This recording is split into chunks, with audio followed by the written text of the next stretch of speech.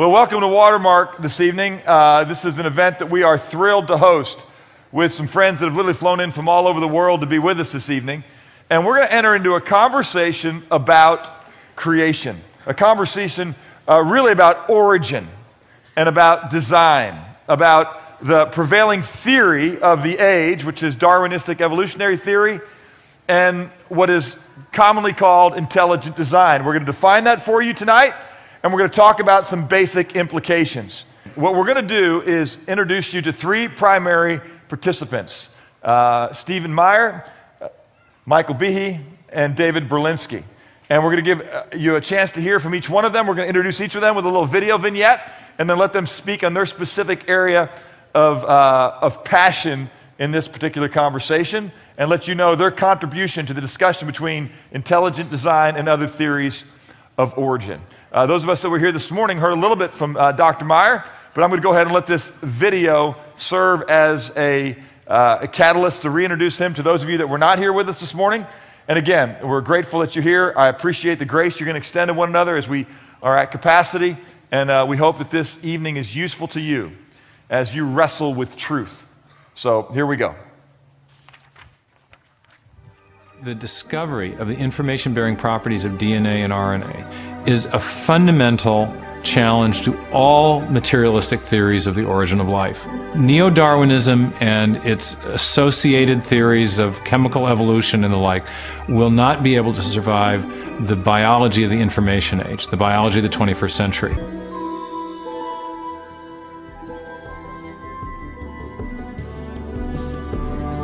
According to a lot of the mainstream media, the theory of intelligent design is a faith-based idea. And in saying that, they want to dismiss it as something that has no basis in science.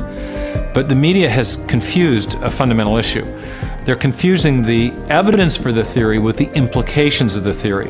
The theory of intelligent design may well have implications that are supportive of theistic belief, but the theory is not based on theistic belief.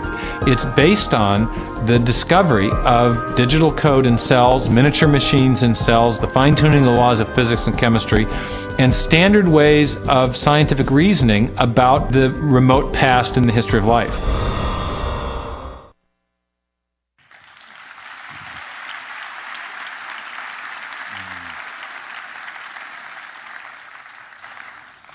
Hi, I'm Steve Maier, the guy that was just talking. My job tonight to start is just to give a short introduction to the theory of intelligent design. We just, first of all, want to define what it is.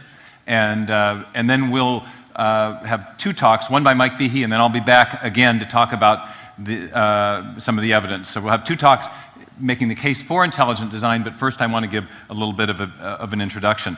2004, the British atheist philosopher Anthony Flew made worldwide news when he announced that he no longer accepted atheism and had come to embrace the existence of God, and he explained that part of the reason for this was that he had come to accept the evidence for intelligent design, in particular the evidence for intelligent design based on the DNA molecule. Later that same year, there was a big news story about a biologist, an evolutionary biologist with two earned PhDs at the Smithsonian University who had been demoted, evicted from his offices, and otherwise harassed because he'd chosen to publish an article advocating the theory of intelligent design in one of the scientific journals published out of the Smithsonian Institution. That was published in a journal called The Proceedings of the Biological Society of Washington. Made a big controversy. The media picked it up. By summer of 2005, intelligent design was in the news all over the place.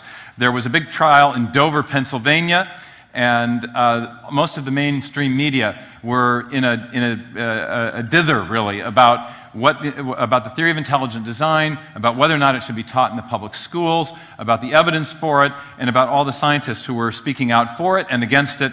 And it was big, big news in 2004, 2005. By the summer, Time magazine had picked it up and had claimed in their cover story what had by that time become the media's line on intelligent design, that it was a faith-based idea. Wired magazine said it was a faith-based plot to kill evolution, and that it wasn't based on science at all. So what I want to ask just to start is, what is intelligent design, and what has inspired, or what about it has inspired these apparently determined attempts to suppress it?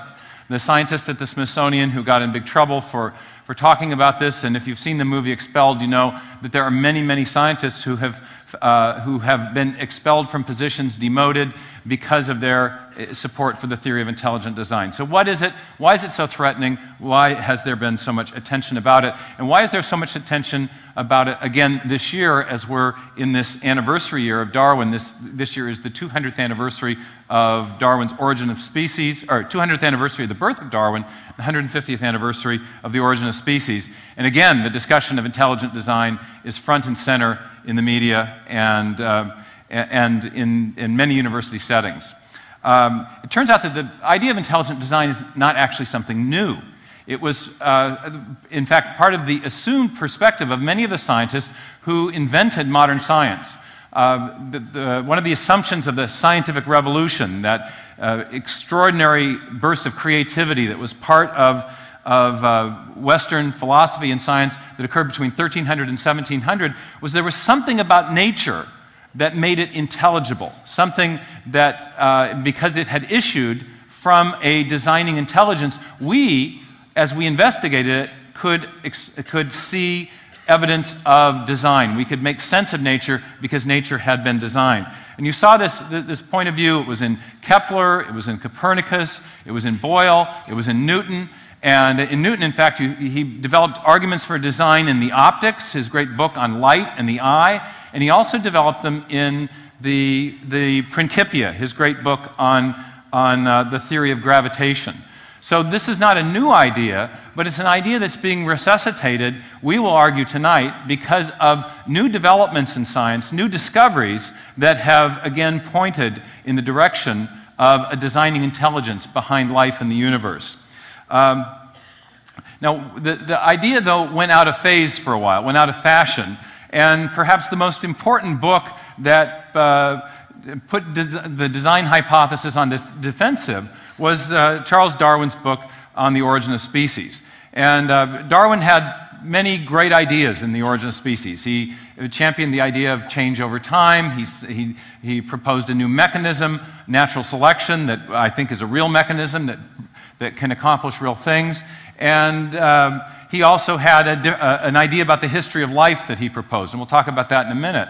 But the central legacy of Darwin's theory, and the one that's being celebrated this year in the anniversary year of Darwin's great book, The Origin of Species, is his claim to have refuted the argument from design. In fact, Darwin, in one of his letters that was published after the publication of The Origin, said, there seems to be no more design in the variability of organic beings and in the action of natural selection than in the course in which the wind blows.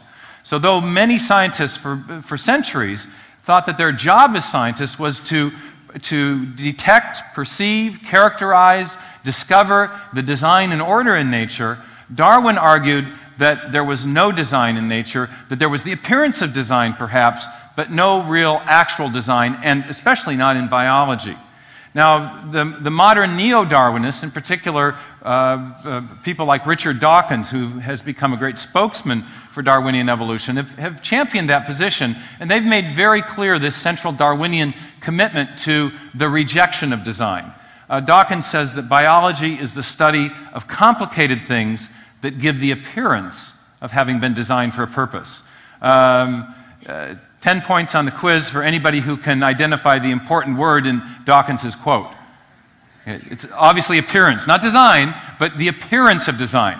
Now, why do Darwinians say this? Why do neo-Darwinians say that there's only the appearance of design? Well, it actually makes sense if you understand their perspective. According to Darwinism and modern neo-Darwinism, there is a purely undirected process, namely natural selection acting on random variations or mutations that can produce the appearance of design without itself being designed or guided in any way. That process is natural selection, and according to the Darwinian point of view, natural selection is a purely unguided process that can mimic the powers of a designing intelligence, but which is itself completely unguided and undirected.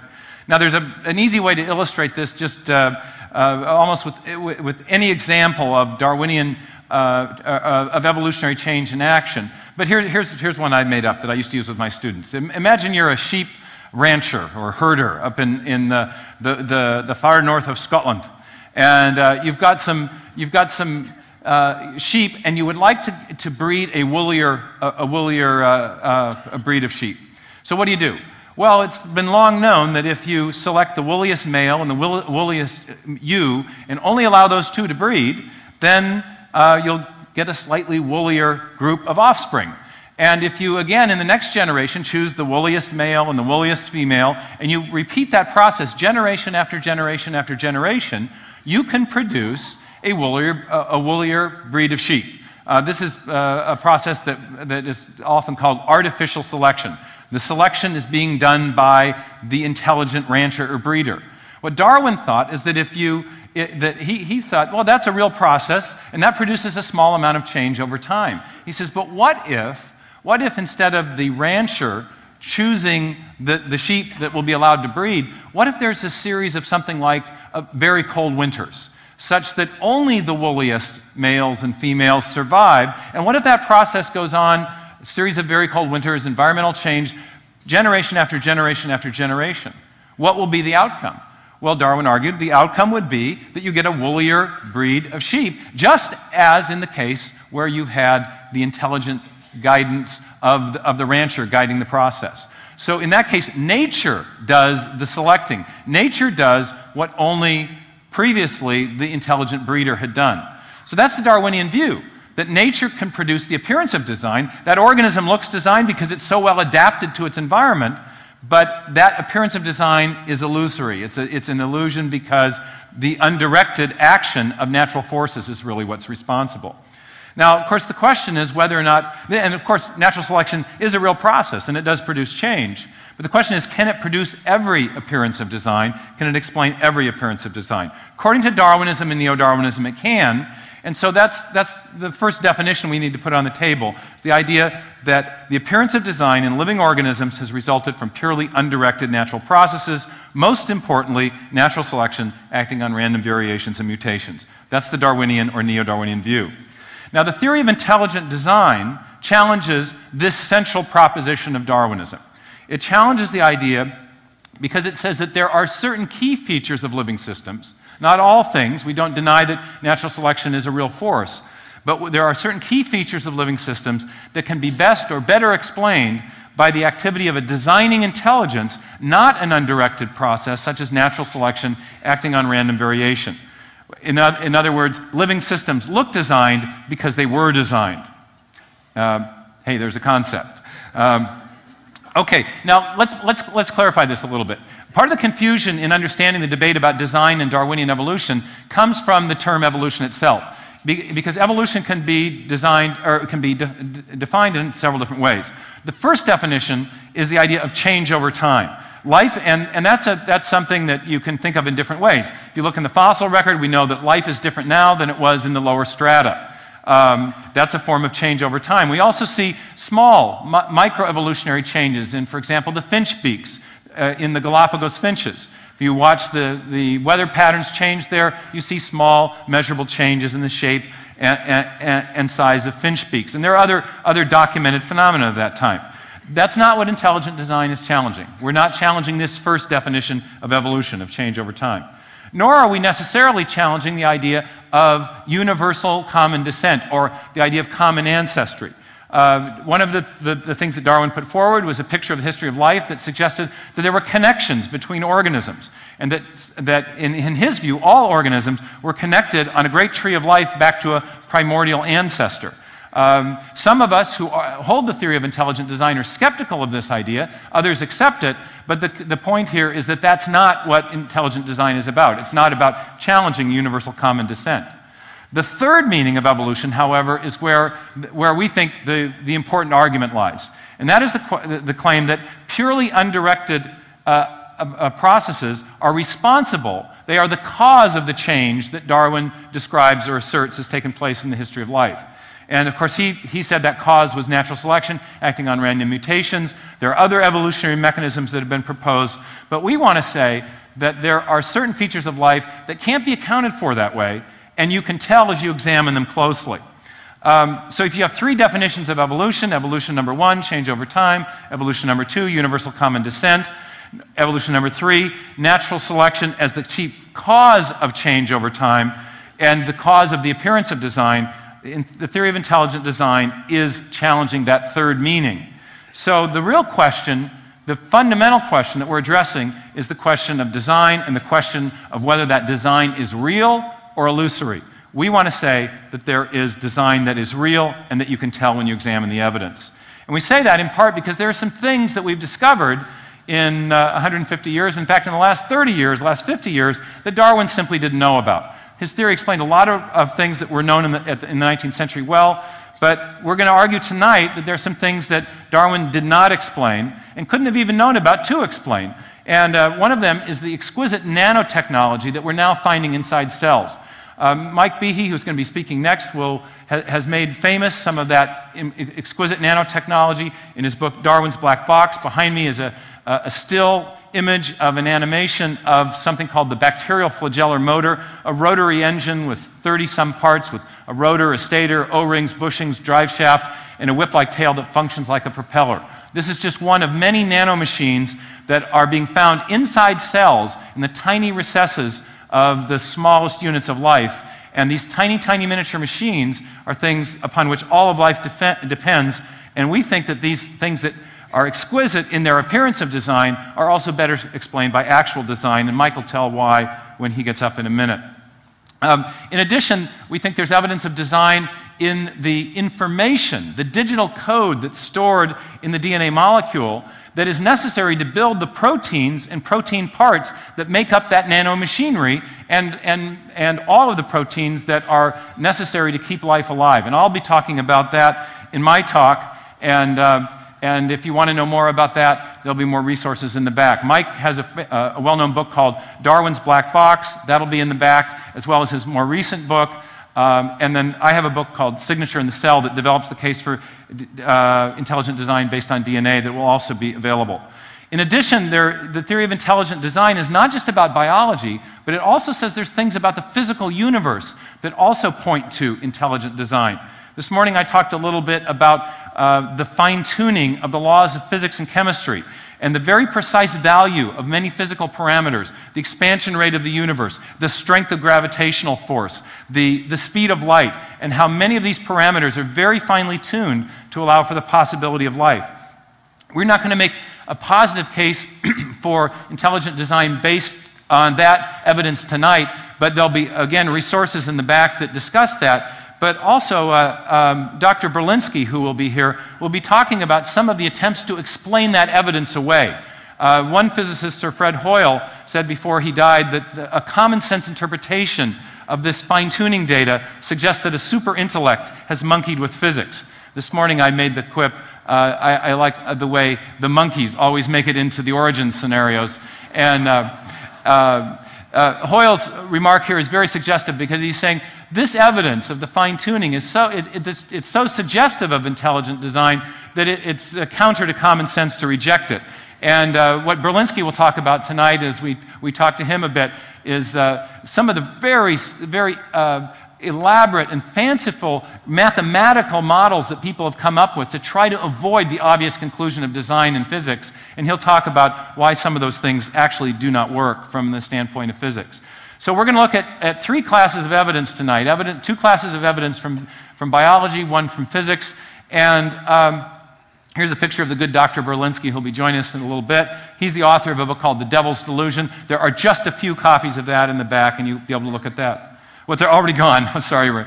Okay, so in closing, in closing to this introduction, I just want to contrast some of the things I've shown just briefly with the media stereotype of intelligent design. If you've heard about intelligent design and you've only heard about it from the media, the one thing you know is that it's a faith-based idea. That's what Time magazine said. It's a plot to kill evolution, and it's religiously motivated. It's religion masquerading as science, and the one that really hurt my feelings, it's creationism in a cheap tuxedo. There's been a lot of these kinds of objections lodged against intelligent design, but what I want you to see is that whatever it is, it's not based on religious belief. It's based on evidence that's coming out of the cutting-edge discoveries of modern science, the nanotechnology in cells, the digital code in cells, and the fine-tuning of the laws of physics and chemistry. And as we'll see later tonight, the argument for intelligent design is also based on a standard form of scientific reasoning and testing that is consistent with the scientific method. It's based on inferences about our knowledge of the cause and effect structure of the world. So the basis of intelligent design is not religion, it's scientific evidence and a scientific method, but we do admit that the theory has theistic implications. It is supportive of theistic belief, but if you doubt that it's based on, my claim that it's based on science, ask yourself the question, what caused Anthony Flew, this famous atheist, to change his mind? For him, his embrace of the design hypothesis was not based on religious belief. He had none. He was one of the world's most famous atheists, and he changed his mind, he said, based on the evidence from the miniature world of the cell and the evidence of intelligence and information in DNA. And we'll talk about both those things more tonight. And now I'll hand it over to Mike Behe, who's going to take over the first stage of making the case for intelligent design.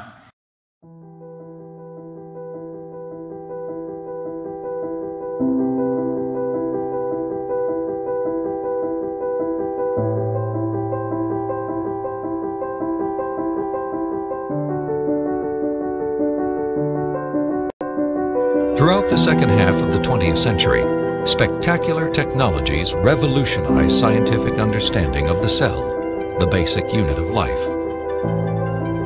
During an interview with biochemist Michael Behe, Strobel learned how this new knowledge has shaken the foundations of Darwin's theory. In the 19th century, when Darwin was alive, scientists thought that the basis of life, the cell, was some simple glob of protoplasm, like a little piece of jello or something that was not hard to explain at all. But with the hard work of science in the 20th century, we've seen that the cell is far from simple. It's got very complicated molecular machines and things that are very resistant to Darwinian explanation. Michael Behe has devoted his career to the study of the design and operation of the cell. He has also written extensively on the biochemical challenge to evolution. Most people have no idea of how small and complex cells are. A typical cell from you or me, called a eukaryotic cell, is probably 1/10 of the size of the head of a pin. And yet, in that single cell, there are about 3 billion units of DNA making out the chromosomes. And those 3 billion units make the molecular machines of the cell, literally machines that make the cell work. With computer animation, we can enter the cell. Here, the staggering complexity of its molecular machinery is clearly seen. It's like going into an automobile factory. The factory has a large number of machines. The parts have to fit together in very specific ways to do their jobs, and if things go wrong, the cell is in big trouble. And just one cell is enormously complex, but humans, you and I, are made from trillions of cells, and those trillions of cells have to fit together in the right way and do their own job. Darwinism was a lot more plausible when we were thinking about globs of protoplasm than it is when we're thinking about molecular machines.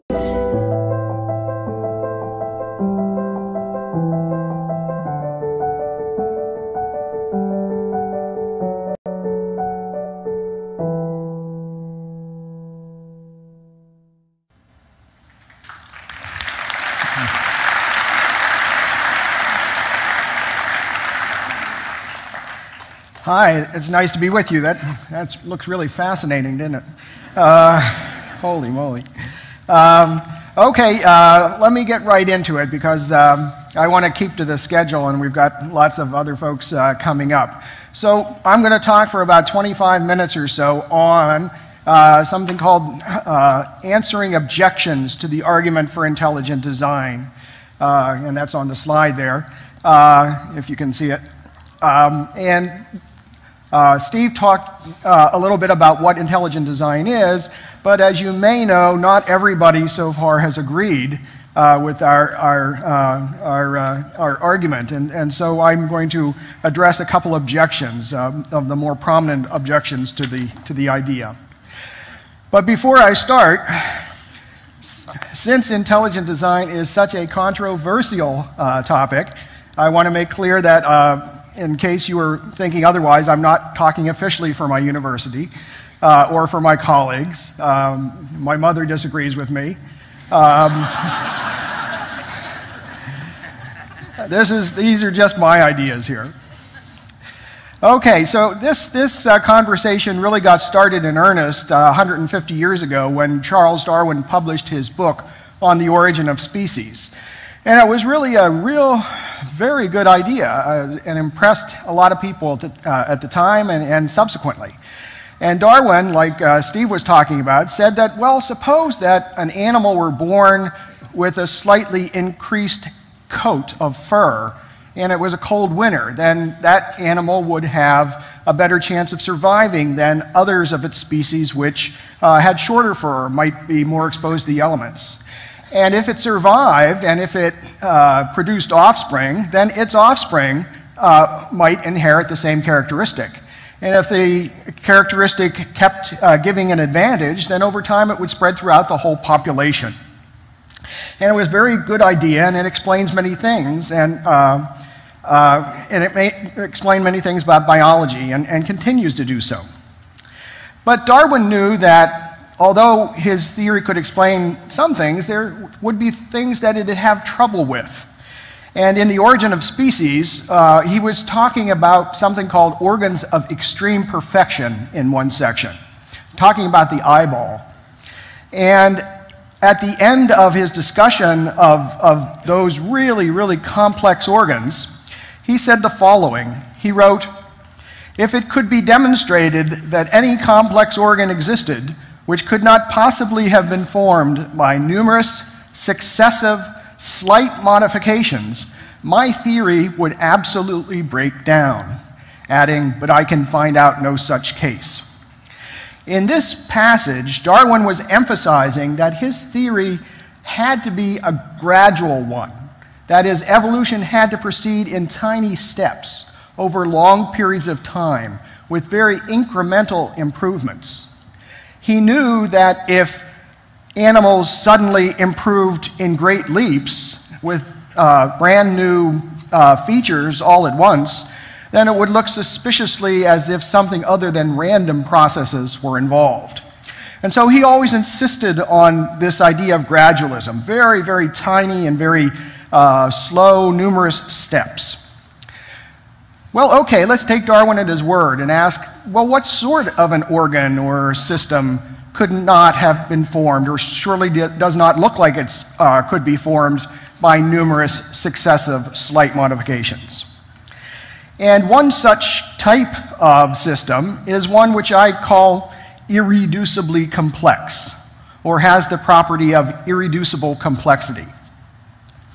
Now, irreducible complexity is a fancy phrase, but it has a very, very simple meaning. It just means you've got some system or a machine or something which has a number of different components, and the components interact with each other to perform some function that the individual components themselves can't do. Well, that's a bunch of words. Oftentimes it's easier to grasp a concept if you see an illustration. And an illustration of what I mean by this term is shown on the next slide. And this is a mousetrap. I told you it wasn't hard to grasp. A mousetrap that you could get at a hardware store, anywhere. And it turns out mousetraps have a number of different parts. Here, I'm going to use my mouse to follow along. And it's got this wooden platform here to which everything's attached. It's also got this tightly wound spring with extended ends to press against the wooden platform here, and another extended end hooking over this other metal part called the hammer. And you've got to push the hammer over, and it's got to be stabilized in position, and that's the job of something called the holding bar. And the end of the holding bar itself has to be stabilized by being inserted into something called the catch. Now, the mousetrap needs all these parts to work.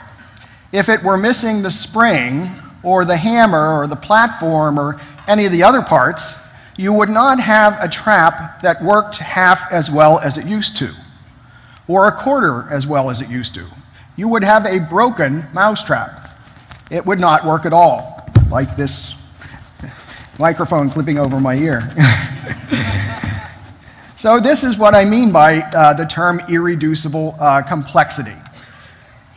So it turns out that things like this are a big headache for Darwin's theory.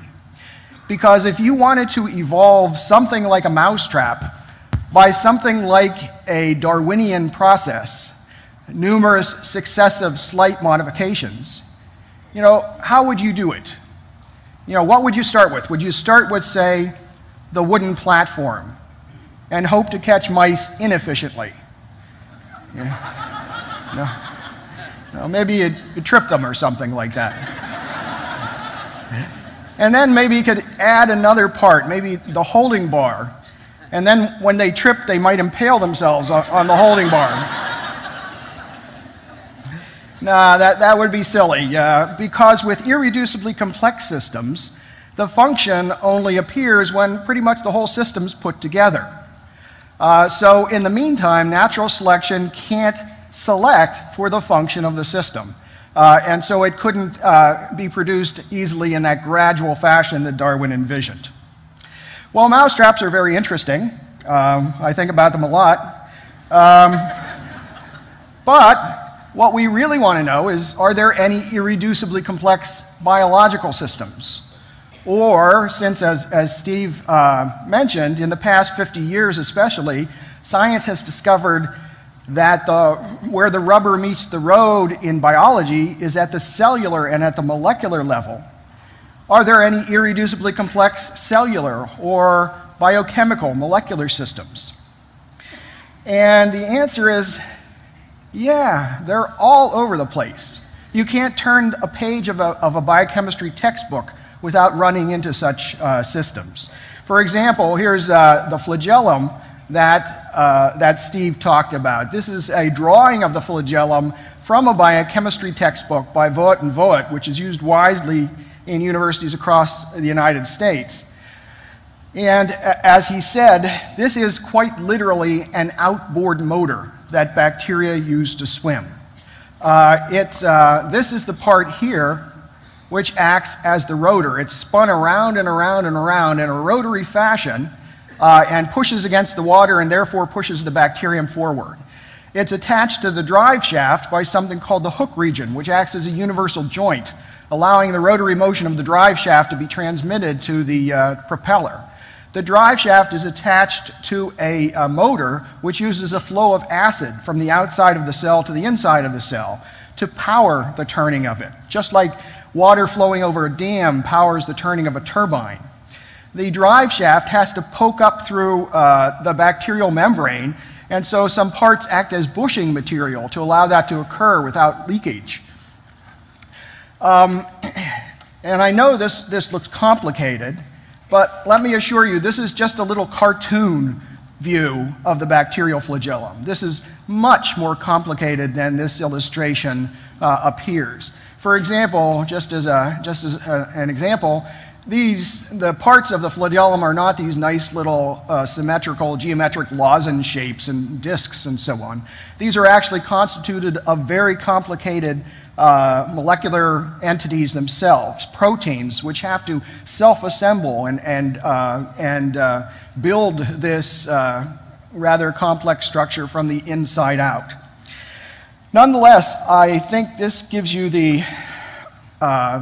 this is sufficient to get across the idea that, like a mousetrap, the flagellum is irreducibly complex. If it weren't for the hook, or the drive shaft, or the motor, or the propeller, you would not have a flagellum that spun half as fast as it used to, or quarter as fast as it used to. You would have a broken flagellum. Or much more likely, you would have no flagellum, because the cell, it turns out, has sensitive feedback mechanisms to tell it when the construction of this machine is going well or not well, and it will shut off construction if it senses that it's not going well in order to save energy. Now, I'd like to show folks this illustration of the flagellum, because most people, when they look at this, quickly realize that this is a machine. This is not like a machine. It is not analogous to a machine. This is a real machine. And thinking about this might let us kind of figure out how we could explain where it came from. Now, let's see, where am I? Oh, okay. Now, as Steve said, the science in the past 50 years has discovered, much to our surprise, that the cell is based on machinery. It's like if anybody's watched Star Trek and knows about the Borg, who are these kind of half-human, half-machine-like entities. They run on nanotechnology. Well, it turns out we do too. In that sense, we are the Borg. We run on nanomachines.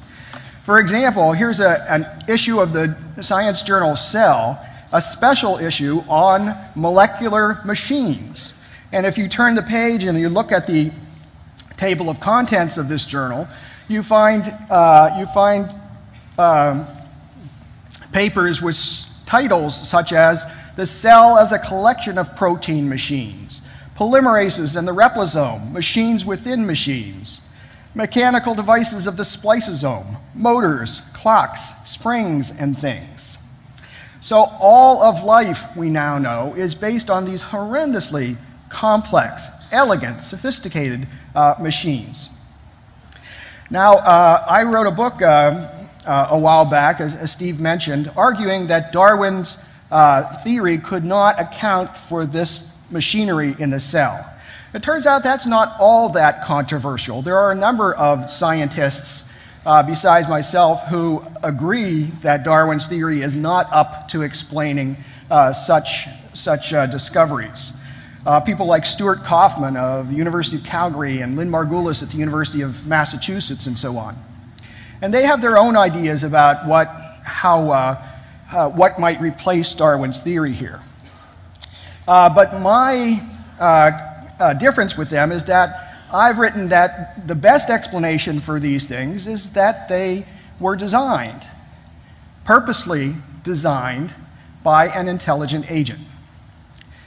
And a lot of my critics have said, and I guess I should tell you that I do have some critics.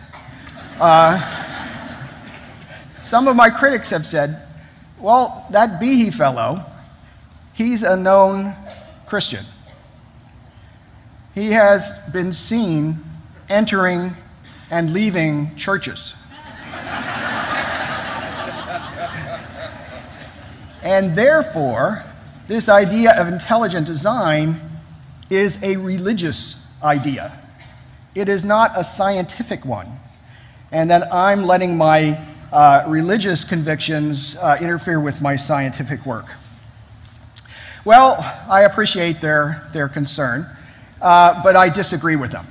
I think the conclusion of intelligent design is completely empirical.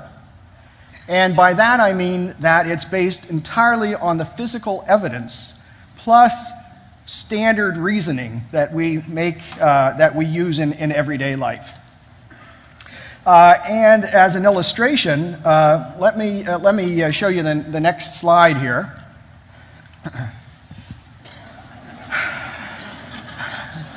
This is a Far Side cartoon, if you guys know about it. And here we've got a troop of jungle explorers here, and the lead explorer has been strung up and skewered. And this fellow here turns to this guy here and says, "That's why I never walk in front." Words to live by. let me assure you. Now, everybody here looks at this cartoon, and you immediately realize that this was designed. This was not an accident. His death was intended. Now, how do you know that? Is it a religious conclusion?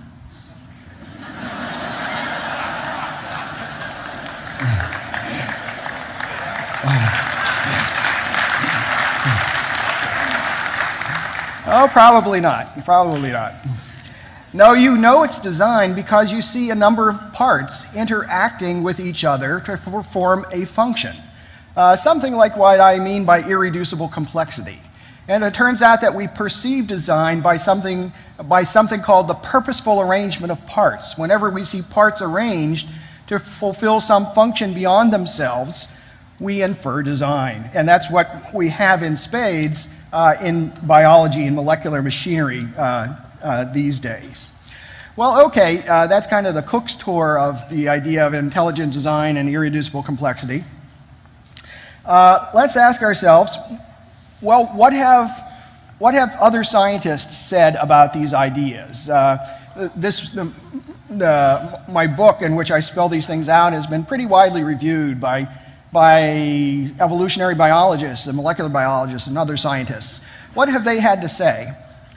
Well, they've had a lot of things to say, not all of them kind.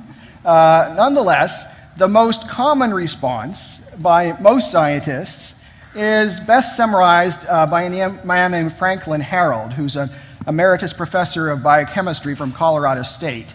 And he published a book a number of years ago, 2001, I think, called The Way of the Cell. And in it, he touched on the idea of intelligent design. And he said the following. He said, we should reject, as a matter of principle, the substitution of intelligent design for the dialogue of chance and necessity. And he cites my book. But we must concede that there are presently no detailed Darwinian accounts of the evolution of any biochemical system, only a variety of wishful speculations. Well, that's interesting. Let's pause here for a second.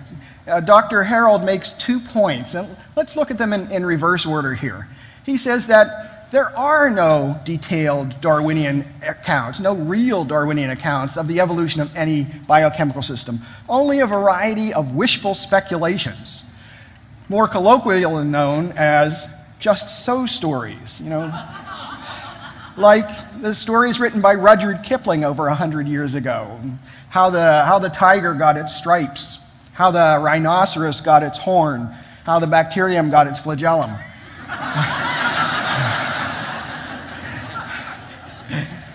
Well, it's funny, but if you think about it a little longer, it's really astounding that a theory that has the respect of the majority of the scientific community has been so utterly fruitless in explaining the basis of life, and it makes you think that some other theory might be called for.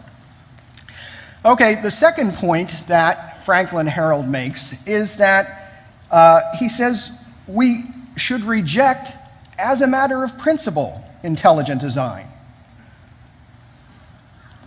What principle? What principle is that? You know, if you look at something like the flagellum, that drawing of the flagellum I had up, you know, intelligent design is not something that's hard to see. It pops into your mind right away, but apparently we are forbidden from entertaining the idea of design based on some particular principle. What is it? Well, it turns out he doesn't say. He just writes those lines that I showed you, and then he goes on to other topics in his book. Nonetheless, I think I have a good idea of what he intended by that, and it's shown here on the next slide. If we could have that up for the entrance here.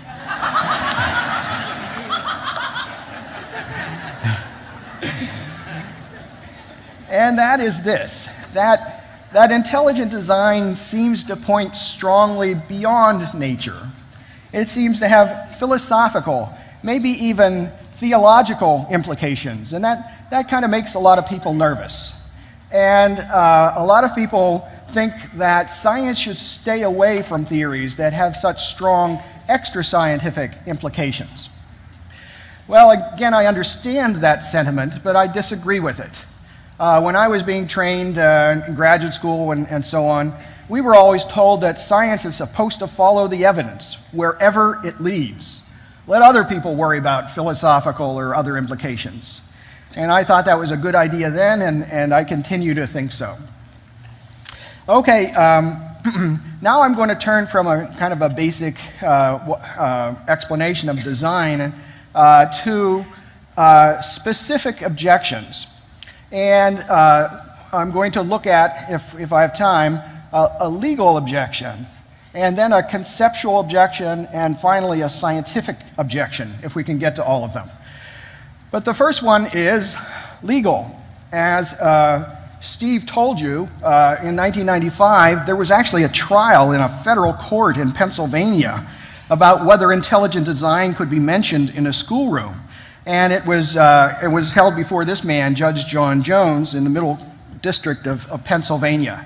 And he ruled very strongly that no, it cannot be, because in his opinion, intelligent design is not science. Intelligent design is religion. What's more, the reasoning for intelligent design is shoddy. And he used his opinion was very strong and very well written. For example, he said the following: "Indeed, the assertion that design of biological systems can be inferred from the purposeful arrangement of parts is based upon an analogy to human design. Because we are able to recognize the design of artifacts and objects, according to Professor Behe, that same reasoning can be employed to determine biological design. Professor Behe testified that the strength of the analogy depends upon the degree of similarity entailed in the two propositions. However, if this is the test, ID completely fails." Oh, and I guess I forgot to mention that I was an expert witness at the trial. And I had lawyers in my face about this far for 3 full days. It was great fun, great fun. Kind of like going to the dentist. And Judge Jones was widely hailed for his wisdom and his strong ruling against design. And here's another man. Meet Eric Rothschild. Eric Rothschild was the lead attorney for the plaintiffs in the case, the other guys, not the side I was on. And I didn't know it because I know nothing about law or such things. But it turns out that after a trial is over, each side presents to the judge something called a finding of law and conclusion, or finding of fact and conclusions of law, essentially in which they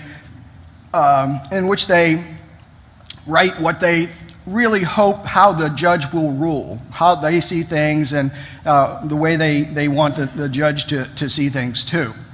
And actually, if you look at the judge's opinion and compare it to Eric Rothschild's written document, you can see echoes of the document in his writing. For example, Judge Jones wrote, "Indeed, the assertion that design of biological systems can be inferred from the purposeful arrangement of parts is based upon an analogy to human design." And Rothschild wrote, tell me if you can see this here. Look. "The assertion that design of biological systems,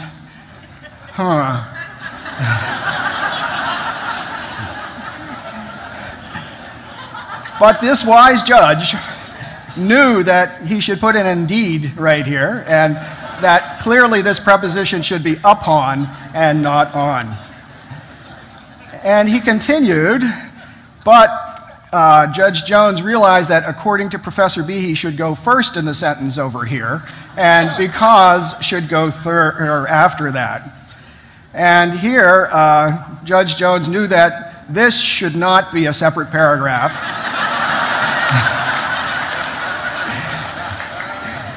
And this should have a however. Whenever he was writing about expert testimony, not only about me, but about the guys on the other side, the biologists on the other side, and philosophers, academic philosophers, whenever he was talking about expert testimony, he just copied essentially what he was given.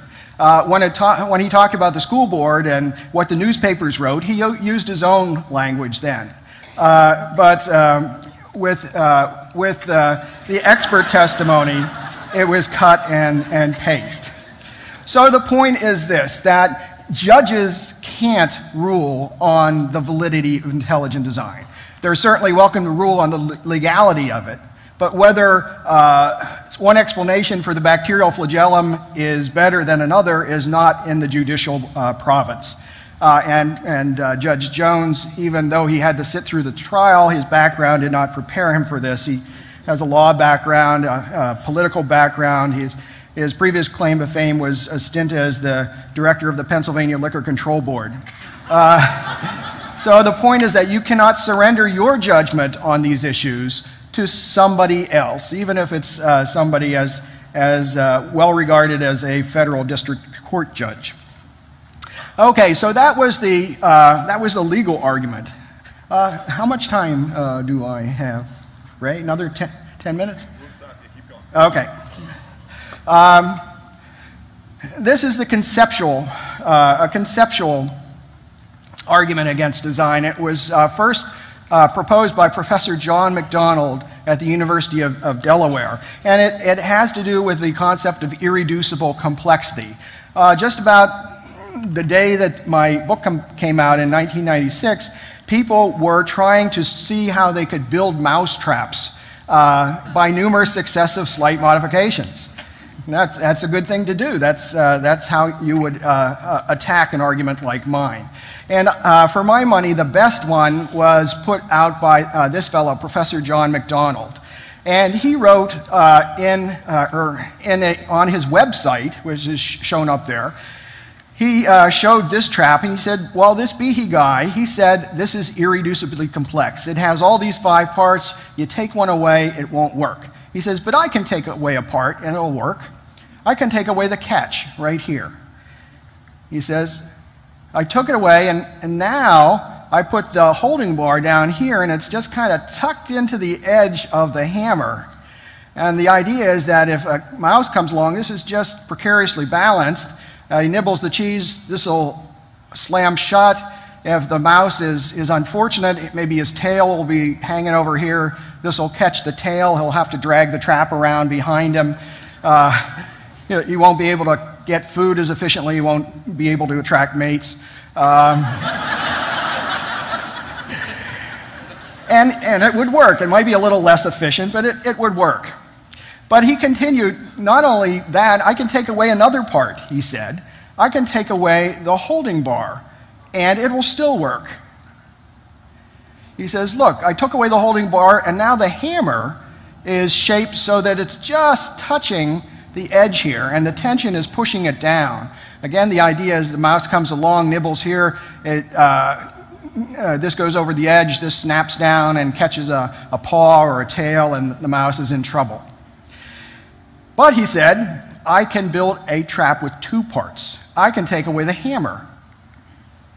Now the spring itself is shaped so that it hangs precariously by the edge here, and the same thing, if the mouse came along and nibbled, it might get trapped. But he said, yes, indeed, I can build a mousetrap with 1 part.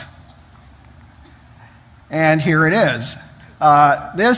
This is the one end of the mousetrap, precariously balanced on this one, and it's under tension so that if it's released, this will go down, catch a paw or a tail here, and again, the mouse is in trouble. So he's saying that, yes, I showed a mousetrap with 5 parts, he can make one with 1 part. But nonetheless, he says something strange on his website. He says, the reduced complexity mousetraps shown below are intended to point out the logical flaw in the intelligent design argument. They're not intended as an analogy of how evolution works. Well, what does that mean? You know, if they're not intended as an analogy of how evolution works, then what's the point? And what is this logical flaw in the intelligent design argument?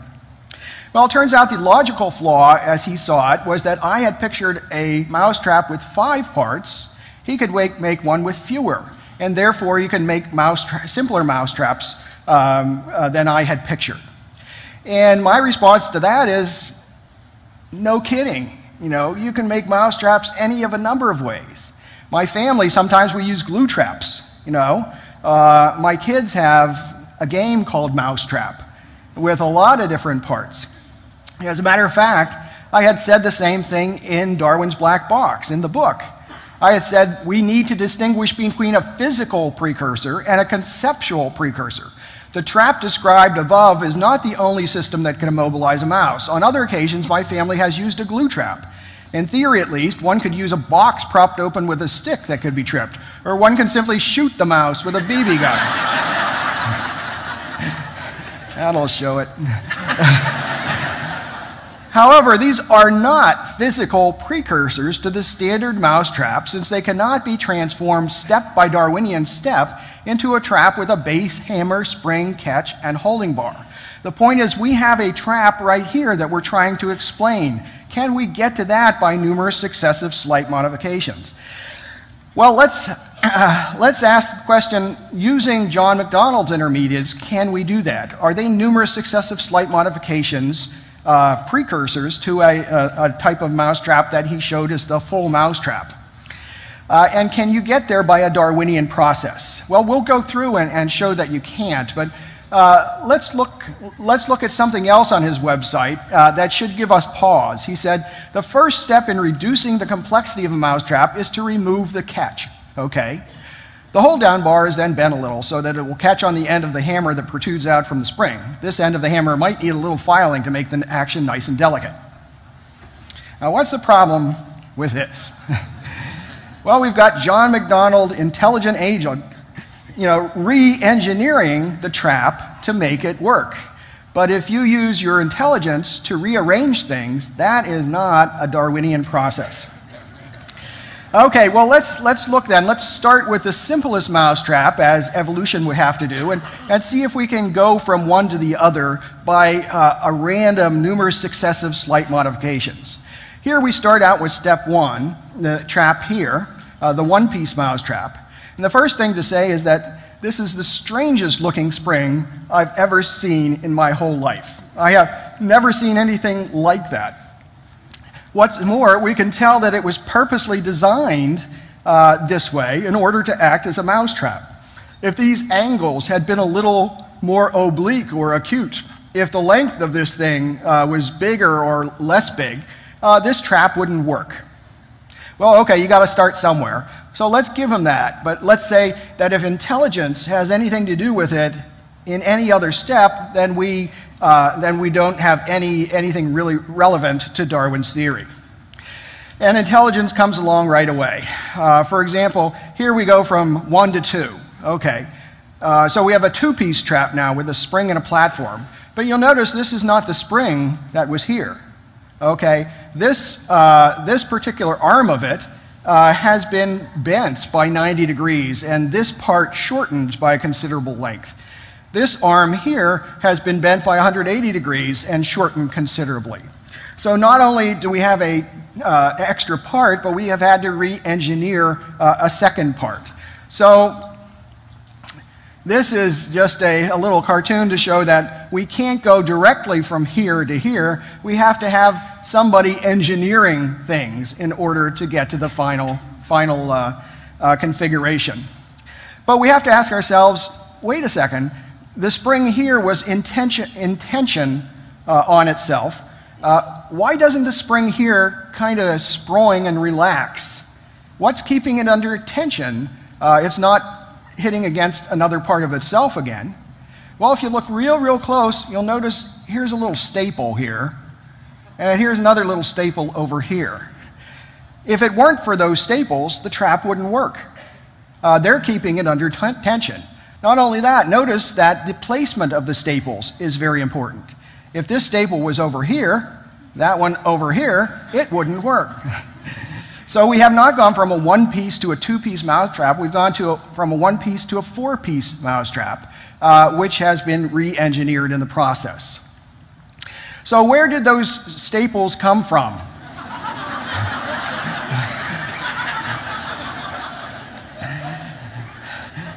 Did an angel bring them from heaven? Well, no. Darwinism cannot invoke angels bringing staples for mousetraps because the angels are on our side.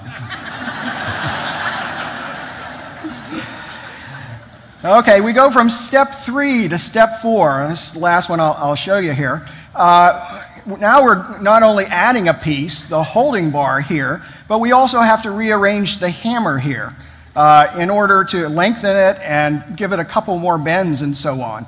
Not only that, notice that the new piece is not just a flat metal bar, it's got this little curl on it, and it's hooked around this staple here.